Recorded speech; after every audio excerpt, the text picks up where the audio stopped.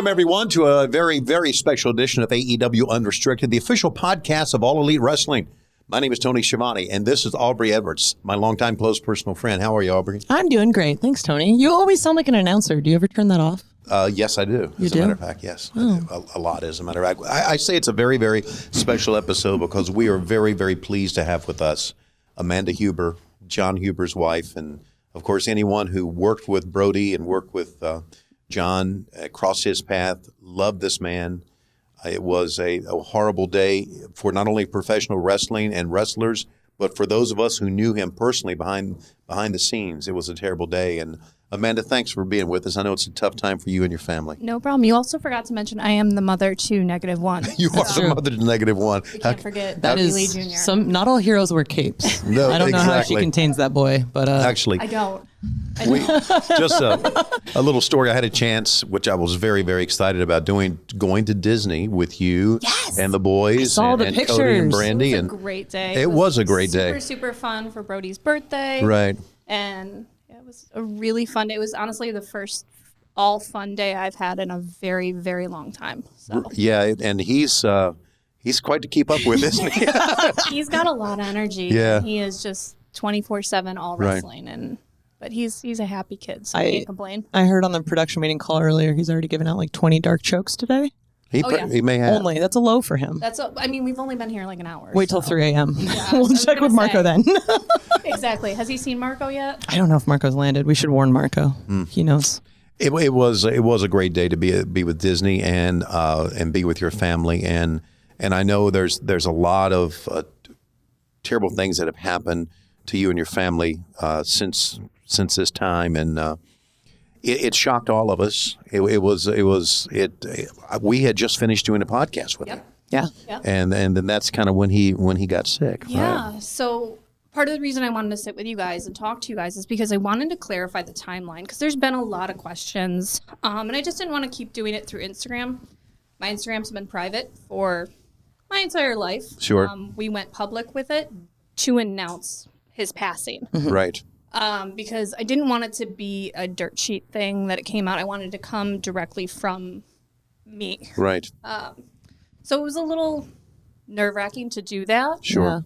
And I know it came to a surprise a lot of people because we kept it very quiet. Yes. Absolutely. My husband was a very private person. He was a public figure, but a very, very private man. Right. Did not love the fame aspect of wrestling. Loved performing, loved being a professional wrestler, but was not the type of guy who wanted to be recognized out in public. He was always very gracious when he was, but just that wasn't him. Right. So I want to just clarify some of the timeline and answer some questions that a lot of people have about what happened. Right. So I think if we want to start then, like kind of what did happen, because I know we had the podcast with him, and I remember specifically like first time we actually got a chance to sit down and talk extensively. Like he was a big Peloton guy. Yes. And I'm a big Peloton person. I just got my 30-day achievement. I'm real excited about it. But he had said that in the podcast that it was the first time he had actually quit a ride midway, and I didn't put much thought into it at the time, but that was sort of the beginning of things. Yeah. So I had been out of town. I was visiting actually friends of mine who actually joined us at Disney. They were the people who flew down, dropped everything in their lives to be with my kids. Right. But we'll get to kind of that section of the story in a minute. Sure. But I had been in Ohio visiting them, got home with Brodie, and Monday came along, and he's like, I've got this podcast tonight, and you got to leave me alone. I got to have dinner. To just keep the kids quiet. And I was like, you guys have met my kids. It's not an easy feat to keep them quiet. Yeah, knowing that now and listening to that podcast back, the fact there was no children or animals in the background, that is a feat. That is a feat in my house. But he went in the garage. We have our Peloton in the garage. He came in. He's like, I quit my ride. And I was like, that's not like you. Because he's always like making fun of me. And I'd be doing my Peloton rides. I'm like, oh, that was awful. And he's like, oh, come on, you pussy. Like, you can do better. Always giving me a hard time. Right. That's just who he was. That's very much him. Yeah, 100%. And he had never quit a ride before. He'd come in and just be completely head to toe soaked, but never quit. So he came in and he goes, I just quit my ride out there. I'm like, you okay? And he's like, yeah, I just feel like I can't catch my breath. So I have been COVID paranoid, and I whipped out my thermometer, and he's like, no fever. I'm like, huh. that's weird. I was like, we're going to keep an eye on this. I was like, can you smell? And I like handed him a candle and I was like, can you smell this? And started going through all that. Can you still taste things? Do you have chills? Like running through all the symptoms that we all know forward and backward now. Exactly. So I was like, okay. So we had dinner. He recorded the podcast. Everything was normal. Tuesday, he tried to go do his workout, did his workout, tried to do a Peloton ride. I came in the house and he's like, I don't know what the hell's going on. I can't get this Peloton ride in. I was like, let me check your temperature again. He's like, I don't have a fever. I don't know what's going on. So he would typically drive to Jacksonville on Tuesday nights. Right. So he could check in, be here. And then like everybody said, he would wrestle. And then Thursdays he would drive home at like 3-4 in the morning just to be home. And I'd be like, stay another night, enjoy it, like get a rest without kids around. Right. He's like, no, I want to be home. Sure. So he would come home. So he drove Tuesday night, drove up to Jacksonville, spent the night, and got COVID tested here through AEW, and actually tested negative here at AEW. And Doc Sampson was like, hey, look, I don't trust this. I know you don't feel good. I don't feel safe letting you in the bubble. So he texted me. He's like, oh, I'm going to come home. So he drove home Wednesday. Went to go get COVID tested, and he got home right at 5 when COVID tested ended. So I quarantined him to our bedroom, and I slept in the guest room just on the off chance that he was starting COVID. Right. I started with a fever, super high fever. Had a fever Thursday, Friday. Thursday went and got the nasal swab, super high fever, just did not feel good. And so I kept him away from the kids, and I would wear a mask anytime I went into the bedroom. I was keeping him hydrated, and he wasn't eating, was drinking, but just not eating. So Friday went to urgent care, and they diagnosed him with bronchitis and allergies. It's a nice combo. Yeah. And we were like, that's not what this is. Sure. He's like, my lungs just, he's like, I feel like I have an pneumonia. And so I was like, tell them that. He's like, no, they said it's bronchitis. He's like, that's not Doctors bronchitis. are only going to tell you what you have if you tell them what you're feeling. Yeah. And so they gave him an oral antibiotic, an oral steroid, and allergy medicine. So I went Friday night, got that prescription. Saturday was the same deal. It was just not eating. He hadn't eaten for several days, but he was drinking. I told him, as soon as you stop drinking, you're going to the hospital. As soon as your fever goes above 103, you're going to the hospital. His fever would tap out at 102.9, and I was furious. He was like, are you kidding me? You need to go to the hospital. He's Such like, a you said wrestler. 103. And I was like, God damn it. So Sunday, he had finally eaten, and I was like, okay, because I was trying to get him to the hospital Saturday. And he's like, no, I want 24 hours on this antibiotic. So, okay, fine. So Sunday just was awful. His face looked sunken in, and I was like, you need to go to the hospital. Like, I'm done with this. Like, I'm done. Sure. He argued with me, and I said, okay, you've got an hour to make a miracle recovery. I'm going to make some phone calls, get somebody to come watch the kids. Right. You're going to the hospital. Sure. So a friend of mine came over to watch the kids, go down to the street to the hospital, and he walked into the hospital. And he was using my shoulder to kind of brace himself, but not putting pressure on me, but just walking alongside me. So we get to the check-in desk, and I was like, you need to sit down. You can't even walk. Like, you're so winded, and you're tired, and you just need to sit down. He's like, I'm not sitting down. And so I said, we're going to get a wheelchair. I don't need a wheelchair. I said, sit your fucking ass down. I said, you need to sit down. I said, because if you fall, I can't catch you. Right. And so I'm Big swearing guy. at him in the lobby of a hospital like a real class act. Yeah. And the I get it. they're fine. laughing It at me. happens. So they take him back to triage, and they, take his temperature. And by that time, his fever had gone away. They took his oxygen, Right. little pulse ox. The girl's like, hold on, let me go get a new machine. Comes back with a new machine. Takes his oxygen again. That's not right. Comes back with a third machine. Realizes that the machines aren't broken. His oxygen was at 52. So a normal person's supposed to be about 100, Right. 95 to 100. Oh, no. Yeah, somebody with severe COPD or asthma, Asthma, right. if they're in the middle of an asthma attack, they usually are around 85. Right. Okay. So they were like, what the hell is this? So they rushed him back, got him on oxygen. We thought, okay. So put him on oxygen, and, I have pictures of him the day we got in the hospital, and he's thumbs up with just the oxygen. They did COVID tests. They're like, this has got to be COVID. We know this is COVID. Right. Negative COVID test. While we were in the hospital, got the results from Friday's COVID test that were negative, or Thursday's COVID test that were negative. We're like, this isn't COVID. We know it's not COVID. So they admitted him to the hospital. That was Sunday. Wednesday, and every day he seemed to be doing kind of okay, and then he'd seem a little rocky, and then kind of okay. Wednesday, they moved him to the ICU. And the reason they told me they were moving in the ICU is because the floor we were on, the nurse ratio, I think, was like 6-1. Mm-hmm. They're like, we just want a better eye on him. And the one nurse that we had, he was amazing. And I have his name in my phone, and I can't remember it. But I think his name was Danny at Advent in Tampa. And he was like, I've been working in the COVID unit for the past few months. This is COVID. And I was like, okay, like, COVID. At least we know what this is. He's like, it'll come up as COVID eventually. And we're like, okay. He's like, I want to get him moved to ICU because they have a 2-to-1 ratio, and I want him to get more one-on-one care. Mm-hmm. And I was like, okay, like, I guess, like, that's a little terrifying, but yeah. He's like, he goes, I just don't want him to get worse, and then we move him to ICU. He goes, I want to be proactive. That's good. Like, okay, yeah, absolutely. Good on Danny. Like, Advent Health in Tampa, just absolutely amazing staff, nurses, doctors, everybody. And in the meantime, I'm keeping this very, very close to the chest. But a handful of the people at AEW did know what was going on because he had, got sent home from work. Sure. Chris Harrington in particular is somebody who we've been friends with for almost 20 years. I've known Chris for a long time. His wife, Alyssa, very close friends of ours. They reached out to me. They're like, hey, we want to be able to help you. And he's like, I want to give you our HR person's number. Her name's Margaret. And I was like, nope, I'm good. Don't want it. Sorry. Because I've been around wrestling a long time. Yeah. I'm also very distrustful of people. Right. So I was like, well, not interested. You have a very public life, but you have a very private way of living that life. And you're being protective of your husband, your life, your kids. So rightfully so, completely valid way to respond. Wrestling, I didn't want it to be, You're worried about dirt sheets. Brodie Lee's in the hospital and with Yeah. COVID and all this other. So I was like, no, I'm not interested.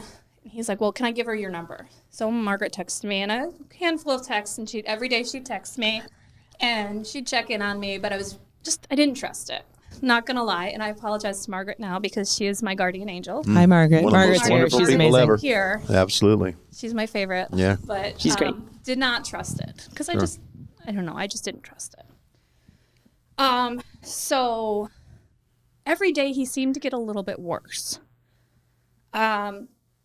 And I actually put it on my Instagram of the very last text message he sent me was him saying, like, as soon as I get out of here, we're going to live the life we always wanted and go on all the vacations. And he used the word YOLO, which always popped me because it's just ridiculous. Yeah.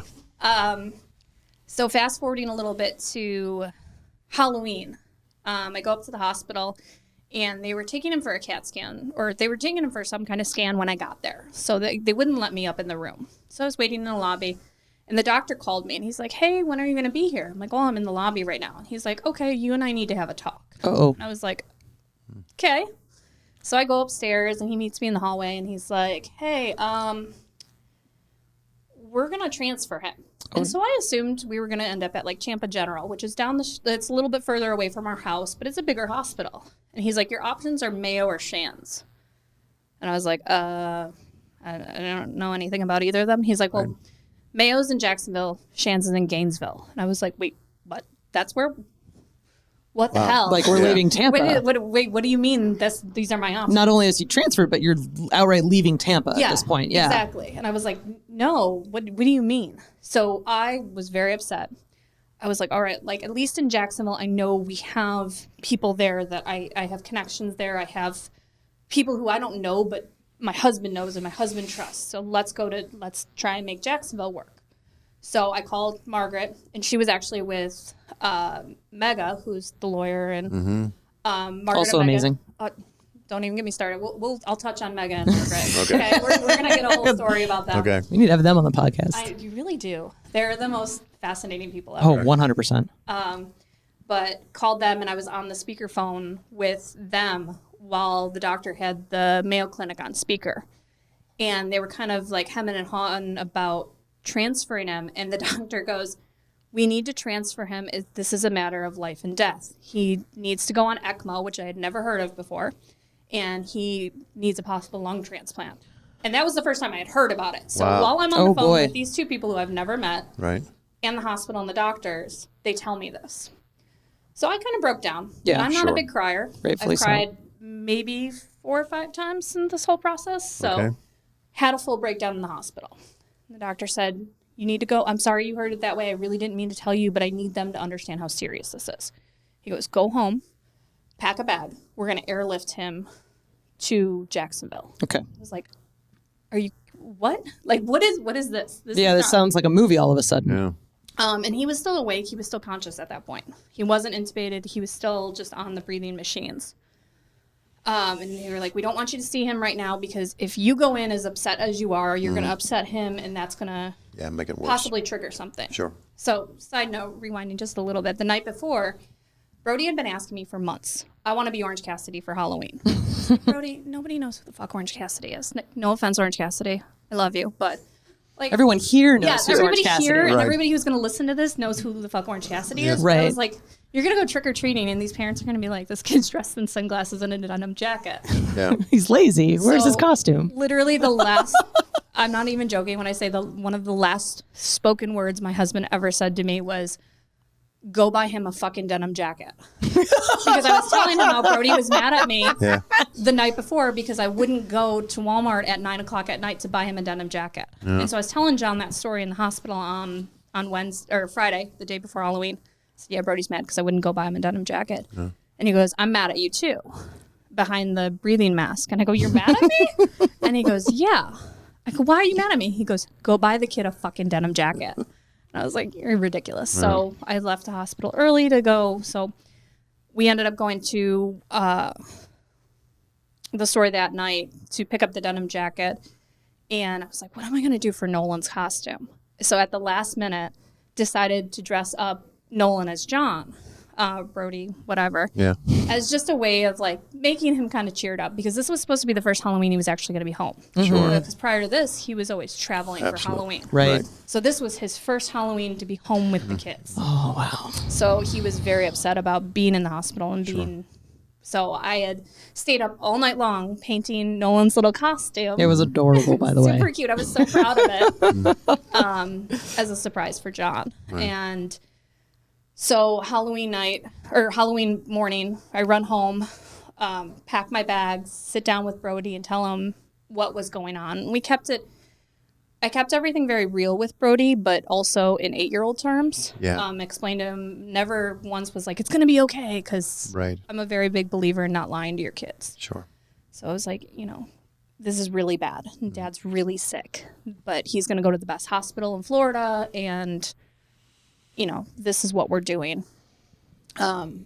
So a friend of mine who we were going to go to their neighborhood for Halloween, I called her. I said, hey, can you still come? Can you pick up Brodie up? So that way his Halloween's just not ruined. So she picked Brodie up, and so I got the kids dressed in their costume, and I was like, all right, let me get pictures of the kids real quick, so I can have them all dressed up and show Jon. So when I go back to the hospital and I'm calm, I can go in and show him and say, hey, like, at least this is what's good, and you're gonna be okay. Finding things the are silver gonna be linings, okay. Yeah. So we did that, took the Halloween pictures, and packed my bag. And as I was hugging Nolan goodbye, the hospital called me, and they're like, he crashed and he's intubated. Oh boy. So went back up to the hospital, and I walked into the room, and I don't know, it just was garbage everywhere, and it was horrifying to look at because he had the tube down his throat, and it was awful. Right. So I couldn't actually sit in the room with him. I waited in a conference room down the hall by myself while we waited for our Mercy flight transfer. Okay. And it was just one of the worst moments of my life. Yeah. I'm sure it was. We want to talk about transferring to Jacksonville and the support that you've had. We're talking with Amanda Huber. You're listening to AEW Unrestricted.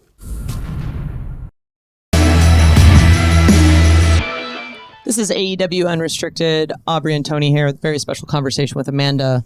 I want to thank you so much for sharing, just your time and your story and your family, because like it's been very clear both internally and from all the pictures and stories externally, like you guys are a part of the AEW family. So I can't thank you enough for being here today and sharing this with us, because I know that this is a lot. Honestly, I can't thank you guys enough, because I know I don't owe anybody any answers or any explanation. You do not. But at the same time, I want, I know people care. And I know that there's a lot of questions, and we kept it so quiet and tight to the chest that a lot of people, even people who were very, very close to us, that were completely knocked on their ass by this. So you had mentioned that Jon crashed, he's in tubes, and they need to transfer him to Jacksonville. Yep. So what happens then? So at like 1 a.m., and like I said, I had stayed up all night the night before painting Nolan's costume. So I didn't go to sleep until about 3:34 in the morning. Oh boy. And got up nice and early at 7, or I got up at 6:30 to be at the hospital bright and early on Halloween, because I was planning to leave the hospital like an hour before visiting hours were over so my kids could enjoy Halloween. We were going to go out in a neighborhood with friends of ours who we knew had been safe, and just let the kids be kids. So they airlifted us at about 1 in the morning. First time I've ever been on a private jet or private plane. And my view was my husband's feet. Didn't even get a window seat. Was texting my best friend, making jokes with her, saying like it was, zero-star flight because I didn't even get a window seat. There was Service no crap. drink service. Right. Just trying to make light of the situation, because what else You can have you do in that to. moment? You have to. So we get to Mayo Clinic or we get to Jacksonville, and we get ambulance ride from the Jacksonville airport to the Mayo Clinic. While we're in the ambulance, they were like yelling about his oxygen levels, and I'm just sitting in the front seat like, cool, this is fine. And all I could just picture is that like meme with the dog with the room on fire, and I'm like, this is fine with the mug. Fine. Right. Yeah, this is fine. I'm okay with the things that are unfolding around me. Right. Oh, So they stick me in a hallway, and this is like 2 in the morning, and they're like, we have to get him in a room. You have to sit here. I was like, okay. So I wait 90 minutes, and I'm just sitting in this hallway for 90 minutes. Haven't slept in, a very long time, and just literally the most stressful and traumatic day of my life. Sure. So I finally go walk down the hallway, and I grab a nurse, and they look at me like I have 6 heads because, what are you doing? What is a person walking through the ICU at 3 in the morning? It's like, someone who was can left in a somebody hallway. help Right. me? Right. And they're like, we forgot about you. And I was like, I noticed. Thanks. Yeah. So Wow. the doctors come, and they start explaining to me the process of ECMO, which is terrifying to hear about it. And it was terrifying to witness the very first day. But essentially what ECMO is the way they explained it to me is basically dialysis for your lungs. okay. So what it is, it's absolutely horrifying, but you have a garden hose sized tube coming out of your neck. And one coming out of, you have one in your carotid that pumps blood straight to your heart. Right. And then one out of your vein in your leg. Right. Okay. And so what it does is it pulls the blood out of your leg, spins it through this machine and oxygenates it, and then pumps it directly to your heart. So your heart can push it through the rest of your body. Right. So basically takes the place of... It was doing the work for his lungs, right? Right. Okay. So they tell me that, and, you have, with any surgery, even your tonsils out, you have to hear all the risks of what that surgery entails. So at, 4 a.m., I'm being told basically my husband's going to die. So I had a very rough night that night. So they were like, hey, we're going to prep him for surgery. Why don't you go home and go to sleep? And I was like, home is in Tampa. I'm not going to home. Right. You mean the hallway? And they're like, well, do you have a hotel? And AEW actually took care of my hotel the entire time I was there. And I was like, I can pay for it. Like, we have the money. And they're like, no, we got you. And I was like, no, it's really fine. Like, guys, it's really fine. I don't want to owe anybody favors. Right. Because, again, very, like abused dog kind of thing. Like, I just don't trust it. I understand. So I was like, oh, God, what do you guys want to want from me? You're kind of waiting for the other shoe to drop. Yes. Like, okay, cool, they're paying for my hotel, but at what point is this going to backfire type Exactly. thing? Right. And they're like, we've got you. We're a family. And I always look at corporations when they say we're a family with a side eye, like, no, you're not. Yeah, no, it's a load of bullshit. Side note, AEW, 100% a family. Like, I can't even begin to describe all those other places are bullshit. Here, it's real. It's like the most real thing ever here. But they're like, why don't you go get some sleep? And I was like, no, I can't sleep. So I ended up going to taking an Uber to Publix because I realized I hadn't eaten anything since Friday night, and this is like Sunday, like morning, like 9 a.m. Yeah, you should probably eat. I haven't eaten in a very long time. I had the worst headache of my life. Took an Uber, and my migraine was so bad that I vomited in my Uber, and I was like, I swear I don't have COVID. I'm just really sick. 5 stars. I'm sorry. And I like warned him. I was like, I have a migraine. I'm really sorry right now because of all the crying and all the trauma and the lack of sleep and no food. You're dehydrated. You're undernourished. Exactly. And I was like, oh God, this guy is gonna. And I'm like getting picked up from the Mayo Clinic. So I'm like, this guy's gonna assume I'm sick. Right. So I warned him. I didn't throw up in his car, but I was like, hey, can you pull over? At least out the window. Yeah, just leaning out the door. And not like just screaming like, it's not COVID, I swear. It's not COVID. Blah. But he came out of the surgery from ECMO because I went back to the hotel. I showered and got my stuff. And the way the Mayo Clinic's set up is the hospital, the Marriott attached to it is literally like, it's a beautiful, beautiful walk. I have pictures of my walk every day. It was like my favorite part of every day. It was because it was this beautiful like trails and trees and ponds and ducks and all that. So, you know, he got put on the ECMO, and the first day walking into that it was a lot. Yeah. Because just to see him with not only the ventilator tube down his throat, but the ECMO cannulas, it was horrifying. Sure. And after a while, I got used to it, but it was a very, like, it is not a pleasant look. Right. And he was not conscious, was he? He was not conscious. No, he was awake. He was very sedated. And the one nurse, I have to say this is part of the reason I wanted to, like, talk about this. The staff at the Mayo Clinic were the most kind and compassionate and incredible human beings on the planet. They do not get enough credit for everything they did.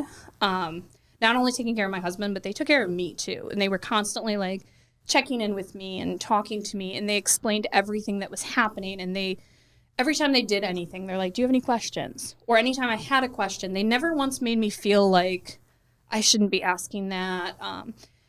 They explained to me what everything was happening, just everything along the way. They were incredible.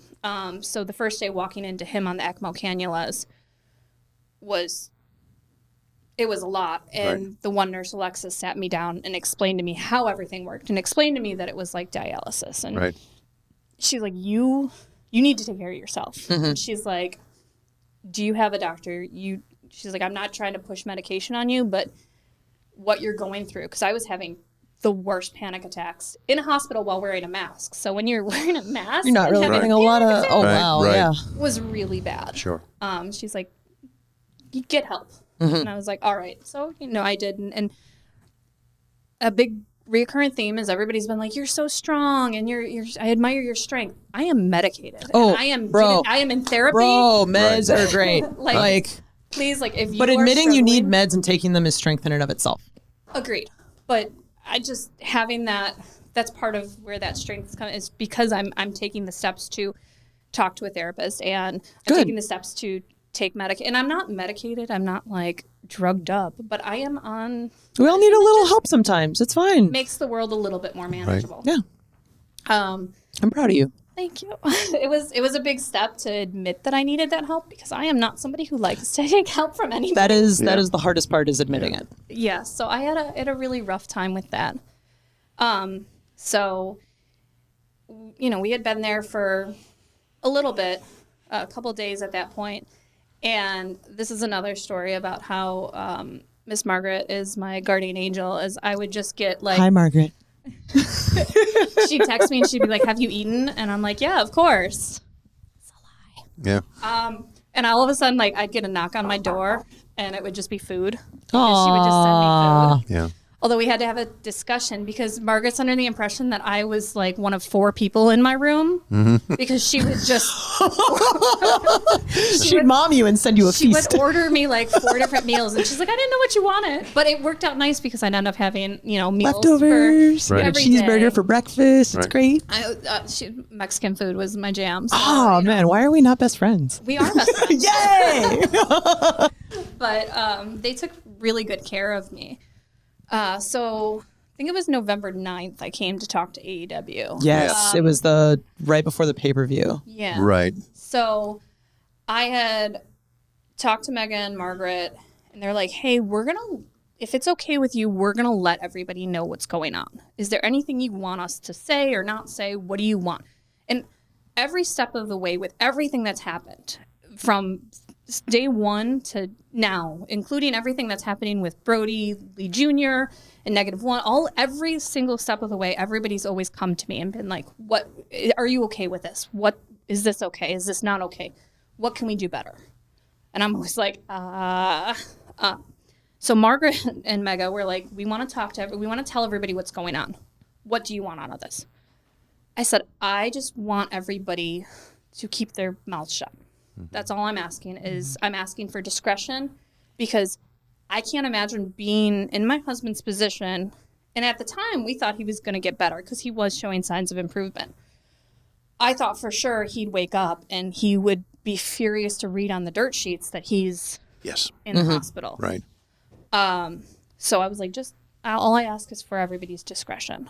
And she's like, absolutely, you got it. And I said, if you need me to go and speak in front of everybody and guilt the fuck out of them, and they have to look at my face and see me and see who is asking this of them. Yeah.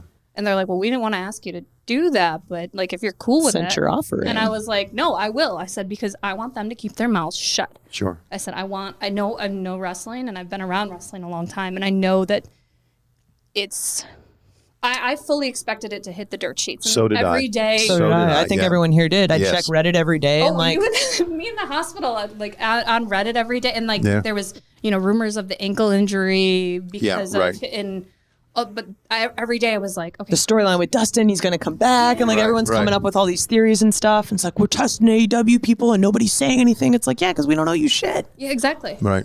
And so another, like, rewinding just a little bit, everybody has thought it was COVID since the jump.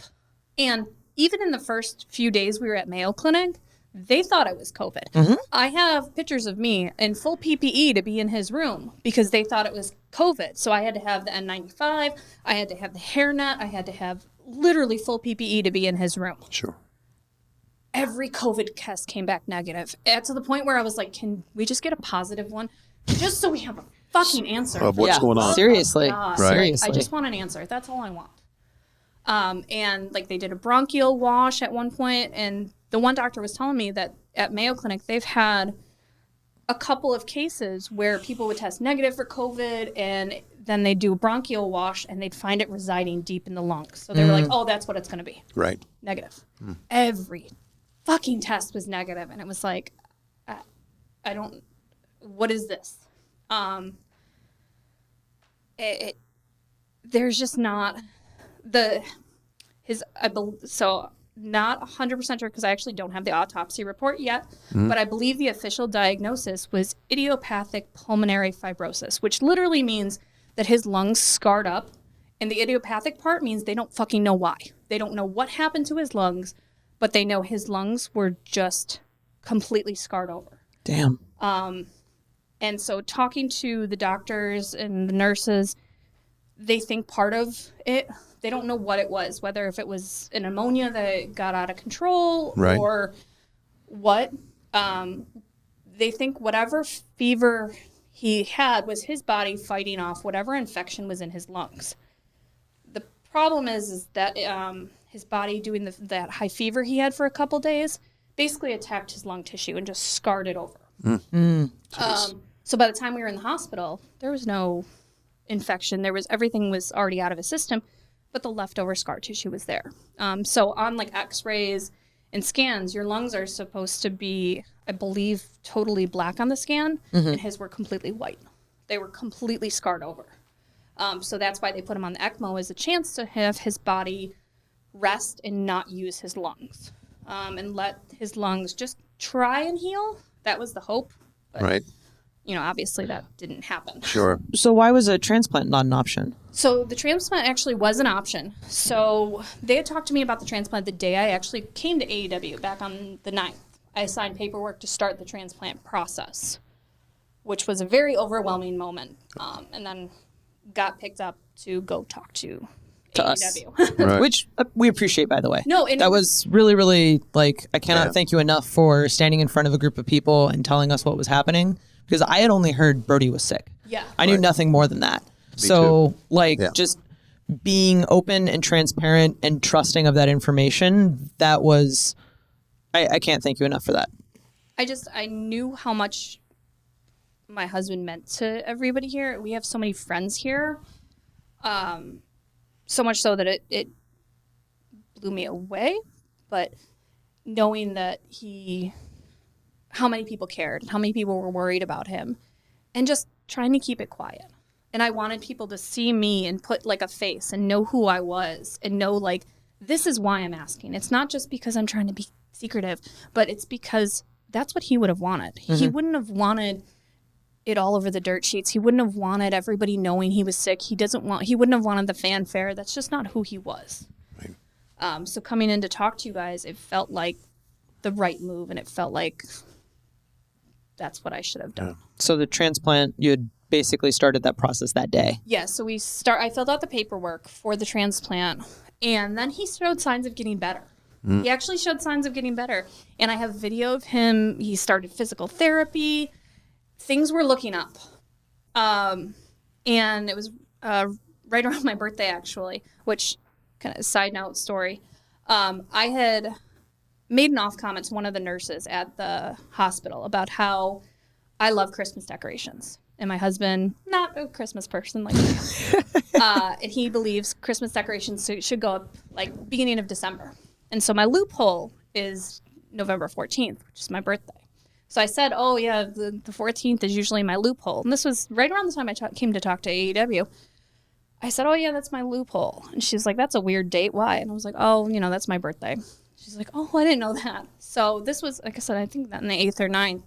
So on my birthday, I walked in the hospital, and the nurses had taken IV tubing and paper and made me a birthday banner. Oh, my God. And then I was sitting on the couch just playing on my phone, probably scrolling, the dirt sheets and Reddit and all that. And they shut off the lights, so I assumed they were coming in to do something with Jon, and they walked in with a birthday cake and candles. Oh, my God. And I cried like a baby. I bet. So they had apparently...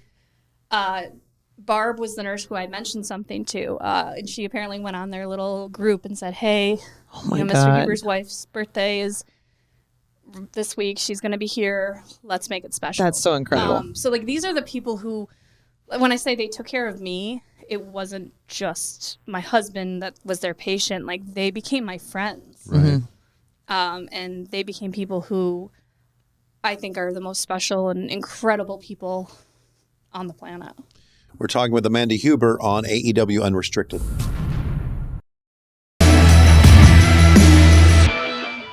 AEW Unrestricted continues with our special guest, Amanda Huber. And Amanda, we were talking about, last time we were talking about your birthday and in the month of November, and Jon was getting better at that time, right? He was getting better, and they had performed a tracheotomy on him. So they could remove him from the ventilator, and then they put oxygen through his tube, and he was able to wake up, and he started like communicating with me, and he'd smile and he'd wink at me, and he'd mouth words to me. He couldn't talk, but he could mouth words. But because at that point he had been in the hospital for a couple of weeks, he was on a feeding tube. He was very malnourished. He was very weak, very tired, but he started on physical therapy, and things were looking up. And then he got taken off the ventilator and got put on straight oxygen. And that was kind of the day that things started going bad. He had a really good day that day, and that was the next step, was to take him off the ventilator, so the machine that was breathing for him, and just have him on oxygen.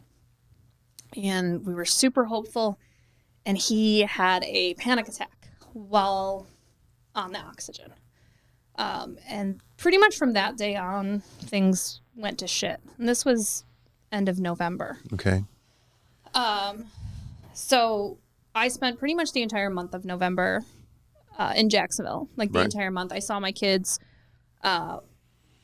once. They had come to the AEW show. It was the first time my kids got to meet everybody, and there were pictures of Brodie running around with the bells, and it was just a nice break. And it was my chance. One of my really good friends, she drove my kids up from Tampa, and it was the first time I had just gotten to see them and hold them. And I'm a stay-at-home mom, so like I was just so excited to see my kids again. Mm-hmm. So for my birthday, like I said, I spent my birthday at the hospital. For Thanksgiving, I didn't go home. I actually spent Thanksgiving with Mega. Yeah. We ate sushi on the beach, sushi in her house, but we sat on the beach all day. You can see the beach from her house. It works. It was honestly the best Thanksgiving I ever had because it was just, it was a nice break. Sure. But I had gone home for Nolan's birthday on the 1st. But outside of that, I lived in Jacksonville for 2 months. Mm-hmm. And he started going downhill. He started, just every day was filled with bad news. They had warned me when we started ECMO that ECMO was a long process and that there were going to be days where it was going to be 2 steps forward, 1 step back. And then there were going to be days where it was like 3 steps backwards, but then it would be a step forward. So she's like, it's kind of a side shuffle with ECMO. So I was prepared for ups and downs, but starting in December, it kind of went downhill, and it was consistently downhill. Right. So it just, I feel like every day it kept getting worse. Right. And I was doing text updates to people because once I had talked to AEW, more people had found out. They were very concerned, wanted updates. So I would put notes in my phone and then just copy it and paste it to everybody. Mm-hmm. Sure. So that way I wasn't missing information. And it was tough. Yeah. So we moved forward. Like I said, he got worse. So then they're like, all right, we're going to revisit the lung transplant thing. Okay. And the doctor came in and talked to me, and he basically was like, he needs a lung transplant or end-of-life care. And I was like, the fuck, man? Oh, Yeah. boy. Wow. I didn't realize Hi, that's where hello, we're at. who are you? What? Yeah. Yes. So he was a very nice man, but very no nonsense, and was Very like, straight and to the point. Here are your 2 options. Because I was Right. like, what are my options at this Right. point? Like, because they had talked to me about the process of the transplant and how it was completely life-changing. The requirements for post-transplant life were things for me wouldn't be a big deal, but for him, like, he would have had to give up wrestling. Mm-hmm. He would be immune compromised for the rest of his life. Yep. Right. Just a lot of the things that they would have asked of him with a transplant were a lot. So Sure. when they had told me all the information with the transplant, I was like, okay, well, what if we don't go transplant? Like, can we kind of ride this ECMO thing a little longer and see if there's any improvement? And he's like, no. He's not showing any signs. He's actually getting worse. It's this or nothing. Wow. So that was super, super rough Yeah. moment for me. Yeah. I understand. Obviously. Understatement. I can't imagine. So I had driven home, and they were like, we're going to start the workup for making sure he's okay for transplant. And I got back to Jacksonville. I spent literally a single night at home, surprised the kids, and then drove home that following night as soon as they went to bed because I didn't want to be there when they woke up. So I would drive the drive back to Jacksonville in the middle of the night. And I got back up to the hospital in Tampa, the Mayo Clinic, and they were like, hey, he's got an infection in his lungs. Oh, no. And we were like, I was like, how did he get an infection in his lungs? He's been in a fucking hospital. Right. And they said what it is. It's a really super common bacteria that is just everywhere. But because he was so immunocompromised and in such terrible shape that the bacteria had grown, and his lungs were just like he was fucked. Right. He was shutting down. Right. Yeah. So it was like, what? Yeah. So they're like, we'll see. So right around that time was my anniversary with Jon. It was the 13th. His birthday is the 16th. And Brodie had been having a real rough time because I'm not joking when I say since this kid came out, he's been obsessed with wrestling. Like I have pictures of him at a year old just wrestling his bear. It was the only thing he would sit still for is wrestling. And he just loves wrestling. Sure. That's all that's what he eats, sleeps. We have a rule on school days that he does virtual school, so he's not allowed to do anything around wrestling during school hours because his grades started slipping and we were like, what's going on? And we found out he was running into the living room anytime he had finished his schoolwork to watch wrestling. And he would get, like, his grades started slipping. And there was one test he did where John and I were like, what the hell, man? He got like a 14 out of 20, but like 2 of the answers he didn't even answer. He just left them blank. Because he just wanted to finish to go watch wrestling. Go watch wrestling. So he was having a real rough time, and Jericho had said to me, like, if you need anything at all, you let me know. If you need to go back to Tampa, let me know. If you need the kids to come here, anything you need. So I had talked to Brodie, and he was just having a really rough time with things. So I was like, well, what do you want for Christmas? And he's like, I want Dad home. I'm like, that's not happening. Mm-hmm. So what's the second thing you want for Christmas? He's like, I want to go to AEW. So ended up talking with Harrington and Margaret and Mega and Jericho, and put Brodie on Jericho's plane, private jet, to come here to Jacksonville. Right. To just be here. Yeah. Got to spend a couple days. It was actually John's birthday on that show. And I was waiting to hear back from the transplant team. And every day they were like, okay, we'll let you know tomorrow. We'll let you know tomorrow. And they met. I knew that they were meeting that night. And I was going to get a definitive yes or no. And I was waiting to hear back. And I knew when I didn't get a call when I was at AEW that the answer was no. Like, right. I knew in my heart the answer was no because of the infection. Yeah. So Mega ended up taking Brodie that Friday so I could go up to the hospital because I hadn't been able to go up to the hospital because Brodie was with me.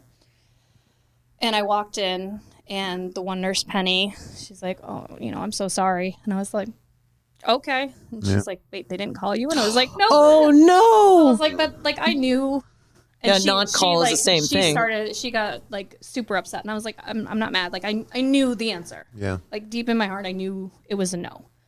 So I had called John's aunt and uncle who had come down to watch the kids. My friends, Sophia and Joe, they flew down in November, and then Tom and Lori took over in December. Mm-hmm.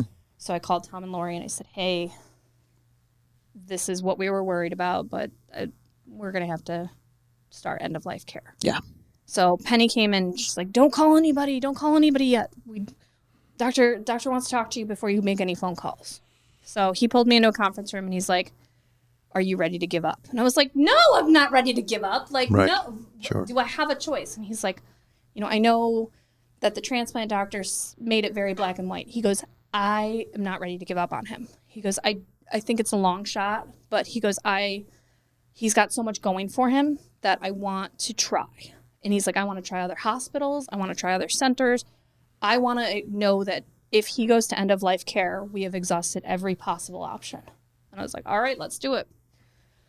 So the days leading up to Christmas, I went home on the 23rd. And I went up to the hospital that morning, talked to the nursing staff, and I was like, here's the deal. I am going home for the next 2 days. Unless he needs surgery, I don't want to hear from you guys. I will call and get an update every day.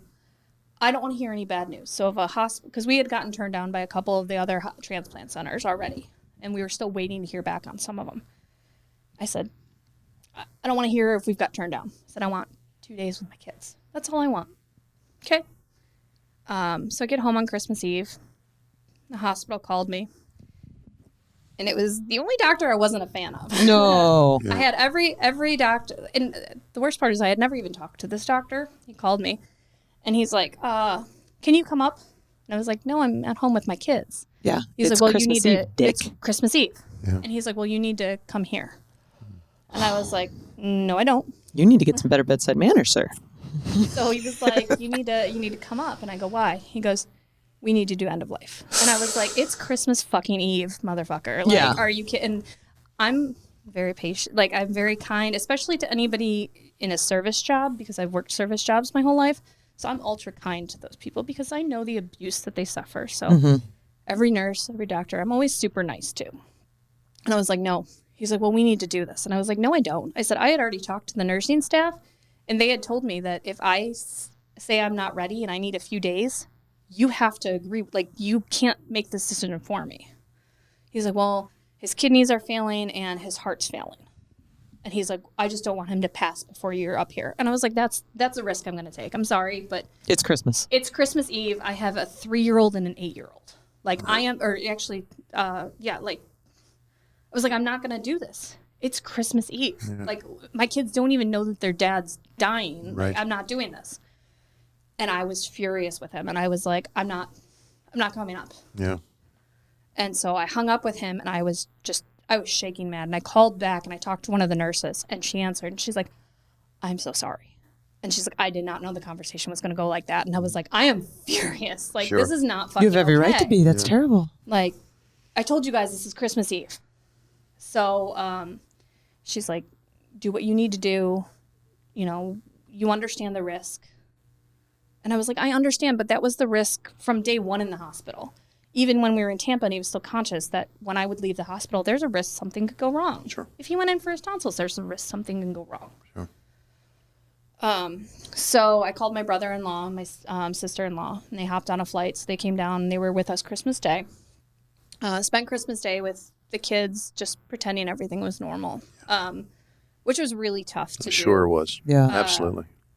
But, you know, we had a really good Christmas Day. Good. And then that night, my brother and sister-in-law and I drove up to Jacksonville overnight.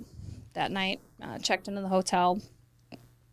Tom and Lori, my mother-in-law, was staying at my house too. And the kids drove up the next day. So I went up to the hospital to start the paperwork, fill everything out.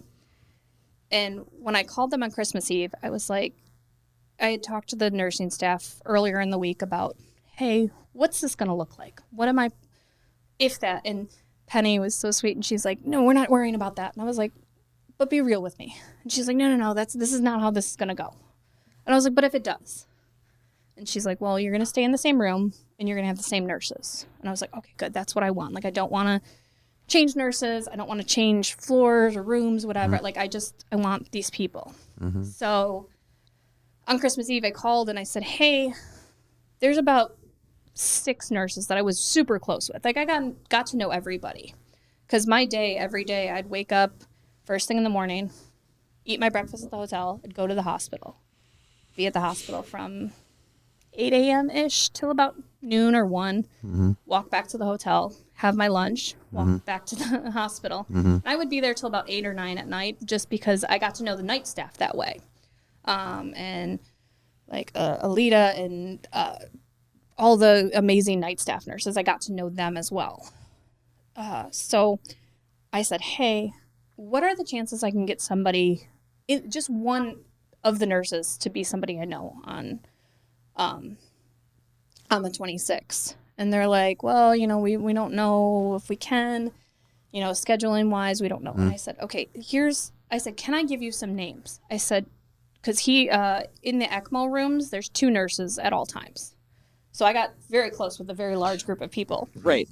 And I said, if you could have Penny, Jill, Barb, Alexis, Austin, any of them, please, like any of them. Mm-hmm. So, like I said, I'm not a big crier. Mm-hmm. It's just not who I am.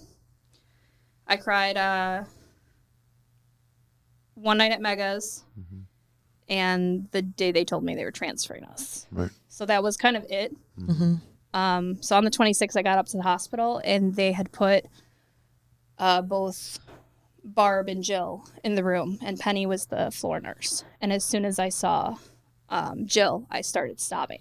And I was like, I'm just so happy to see you. Yeah. Because Jill was his favorite when he was still kind of awake at mm-hmm. one point. Jill was his favorite, and Jill and I had become very, very friendly, and we had talked about just our lives and our kids, and she just felt so safe in that moment. And so I have so much love for her and Barb and Penny. So we filled out the paperwork. Margaret and Mega came up to the hospital, said goodbye to Jon. And I had been really close with Cody throughout this whole process. And I know it's been out there before of how Brodie Lee Jr., his best friend in the whole world since he was like 2 years old, is Big E from WWE. From WWE. Yeah. So I called them both, I think Christmas Eve or Christmas Day. I'm not sure. And I said, hey, I have a huge favor to ask both of you. And I said, if you guys want to say no, you can say no. Yeah. I want you guys to be with me when we tell Brodie. Oh, wow. Because I wanted him to be safe. And like, that was the worst part of all of this, is telling your 8-year-old, like, hey, your favorite person in the world, your hero, yeah, he's going to die today. Like, Yeah. how do you crush somebody? Yeah. sure. So I had called Cody and Big E, and Cody drove in from Atlanta that morning. He left at 8 in the morning. So like, that's the type of human being Cody is.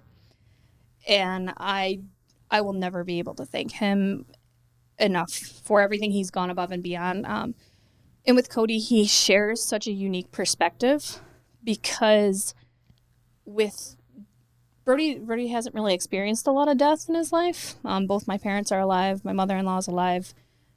Jon's dad passed well before Jon and I ever started dating. Right. So Brodie had never really lost anybody. So Cody had the unique perspective of Brodie knew Dusty from our time in WWE, and we would be at all the NXT shows. So Brodie got to know Dusty, and Dusty knew Brodie, and, Right. Brodie would play with him. So Cody has that perspective of having your dad be this larger-than-life WWE superstar. Oh, wow. Also, it's your dad. Yeah. Yeah, right. So I had said to Cody, I said, I want you by Brodie's side throughout this, if you're okay with it. If it's too much, like, please, by all means, tell me. I'm not going to be offended. And he's like, no, I got you. So Cody and Big E came up to the hospital, got to see Jon. Because in his final day, with Comfort Care, you're only allowed one visitor in the hospital. But once you get moved to end-of-life care, you're allowed more visitors to come and say goodbye. So like I said, Mega and Margaret came. Margaret prayed, and just beautiful moment. And then Cody and Big E came up, got to see him. Spears, Tyler Breeze, and Spears' wife Cassie. They're three of our best friends, Jon and I.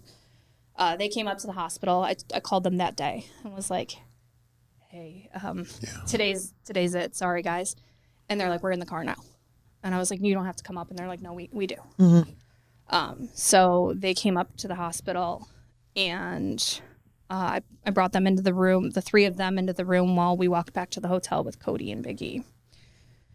And with with them, told Brodie, like, Yeah. I know. hey. Well, it's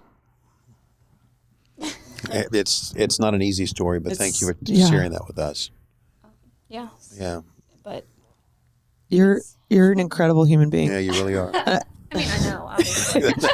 Girl, Yeah, please. yeah. Sorry, I do flex with humor. Right. I understand. I'm the same way. I think that's one of the reasons that, like, we hit it off real fast. Like, because I was a kid, like I was 12 when my dad passed away, and my mom had to tell me. Yeah. So I have an incredible amount of respect for her, and I have an incredible amount of respect for you, because that's nothing that you ever, like, as a parent, that's something you never want to do. No. So, like, no one has any practice. No one wants to tell you how to do it, because, Yeah. damn, girl. Like, how do you do that? How do you know that, like, there's not like an instruction manual of, like, hey, how do you break your kid's heart? Exactly. And, like, knowing that, like, this is my kids are my favorite people in the world. Like, my husband and my kids, like, they're my everything. Yeah. And knowing that I had to just crush him. And like I said, we never lied to him. I never diminished was going on with Jon. But I wasn't like, hey, your dad's on ECMO and, his lung capacity is at 0. I didn't tell him all that stuff. Well, but he'll have questions when he gets older and you'll be honest with him. Exactly. And he'll respect you for that. Yeah, absolutely. Well, so Amanda, a lot of people have wondered, did you have a service for Brodie? So we didn't because of COVID, and after being in the hospital with him and knowing he didn't have COVID, but knowing that ECMO is how they treat patients with COVID and seeing the devastation, I was like, we can't do this. We can't. So his AEW celebration of life, that was his funeral. Damn. We had the outpouring of love from the wrestling community has been unreal. The amount of people from every corner of the wrestling world have reached out to me and had their stories about Jon, and all of that it's been kind of breathtaking to hear these stories and hear how he touched people. And I would have loved to done a funeral, but I can't risk anybody else's health. Mm-hmm. So I understand that. The AEW show that was put on, that was his send-off, and that was his funeral, and that was our way of saying goodbye to him. And I thought it was a beautiful tribute. It was so beautiful, and that was actually, I cried the day he passed when I saw the nurses, actually. Mm-hmm. And I didn't cry at all day at TV. Yeah. Was fine. And Jess had actually texted me the night before, and she's like, hey, I finished the tribute video. Do you want to watch it? Oh, no. And I said, no, I'm good. I said, I trust you. Mm-hmm. Jess does great work. Yeah. So then standing in the ring and watching that tribute was the first time I watched it. Yeah. And I don't know if it was actually ever shown, but I broke. I completely snapped. Yeah. And I walked in the back and I saw Jess and I was like, you can go fuck yourself. Jess. And she's like, wait, are you mad? And I was like, no, it was perfect. It was perfect and beautiful. And seriously, you can go fuck yourself because I just can't, what is wrong with you? Well, that's where we got to end it. Yeah. But it was beautiful, and the tributes and just the way AEW's come for my family. And there's so much that people, haven't seen behind the scenes of what AEW has done for my family and done for me and done for my son. And they've let Brodie kind of run wild. Yeah, he runs this place now. It makes me he's booking shows. He's booking matches. He's going wild. I told Tony, I was like, you've created a monster. Mm-hmm. Yeah. And I get really, really fucking angry if I see anybody who's like, oh, they're exploiting the family. Yeah. No, they're going above and beyond to let an 8-year-old live his favorite thing in the world and have his connection with his dad. Because I promise you, if Brodie didn't want to do this, if he decided tomorrow he hated wrestling, we'd walk away. Right. This is nothing. The all AEW and the Khan family, they're not paying me to say these nice things. You asked to be here today. Exactly. And I wanted to clarify and I wanted to answer questions, and I'd love to do this again and tell funny stories and tell good stories. Not just depressing shit. The most depressing podcast of all time. Right. Can I get an award? Can we get a podcast award? We'll for do the podcast awards. Most depressing podcast of all time. We absolutely will. So, You're front runner. Hell yeah. I don't know if we have. I don't know who the second is. I don't know who wants to know. I'm competitive and I just own that shit. So most depressing podcast of all time. It's fine. It's going to be hard to top. Is this an annual award? I don't know if that's something we want to set. You have 2 wonderful boys. Oh, very and much so. It's a testament to you and Jon as parents. Oh, wonderful. It really is. 100%. And we thank you for your story. And, all of us here love you and love the family. And we want you to come back. Please. Down the road. Please. Bring negative one with you. Oh, God. He actually asked me to be on the podcast today. Yeah. Did he? And I said, I don't know. He goes, what if I do it with 10? I said, oh, okay, because 10 can't carry it himself. But with negative he 1. can't put 2 words together. Right. He's like, because he told me, he covered his ears and said, it's because he went to a bad college. So I said, yes, I will gladly have both of you on the podcast. We're just kidding, Vance. We love you. He went to You can Monsters put 3 words. University. Oh, He fun. went to college. Yeah, that's right. A reminder that you can get our AEW Unrestricted podcast wherever you get your podcast for free. And don't forget to watch the YouTube version as well. And when is Dynamite? Dynamite is Wednesdays, 8 o'clock, 7 Central on TNT. Amanda, thanks again. We love you. Thank you so much. This Thanks was for wonderful. your time. Thanks for being with us on AEW Unrestricted. Bye.